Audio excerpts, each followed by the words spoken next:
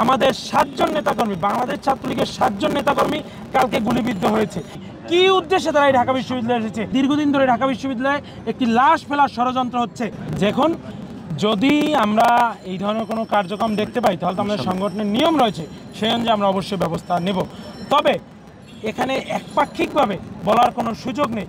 আমাদের 7 জন নেতাকর্মী, বাংলাদেশ ছাত্রলীগের 7 জন নেতাকর্মী কালকে গুলিবিদ্ধ হয়েছে। এইগুলি কারা করেছে? আমরা বিশ্বাস করি কখনোই ঢাকা বিশ্ববিদ্যালয়ের কোনো সাধারণ শিক্ষার্থী, ঢাকা বিশ্ববিদ্যালয়ের শিক্ষার্থী তো আপনার দিকে গুলি ছুটতে পারে না।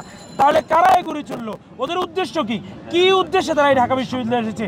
আমরা জানি দীর্ঘদিন ধরে ঢাকা বিশ্ববিদ্যালয়ে একটি লাশ ফেলার ষড়যন্ত্র হচ্ছে। এই লাশ কারা ফেলতে চায় সেই গভীরে আমাদেরকে যেতে হবে।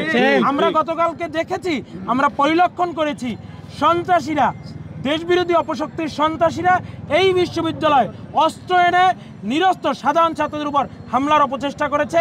মুক্তিযুদ্ধের সপক্ষ শক্তির যেই ছাত্ররা রাজপথে নেমে তাদেরকে প্রতিরোধ করেছে, তাদের উপরে তারা ব্যাপকভাবে হামলা করেছে। আমরা এই হামলার তীব্র নিন্দা এবং প্রতিবাদ জানাই এবং আইন শৃঙ্খলা রক্ষাকারী বাহিনীর প্রতি আমরা দৃঢ়ভাবে আহ্বান জানাচ্ছি যে গতকাল যারা ঢাকা বিশ্ববিদ্যালয়ে নৈরাজ্য সৃষ্টির অপচেষ্টা করেছে তাদেরকে অবশ্যই খুঁজে বের করে আইনের আশ্রয় আনতে হবে। Thank you.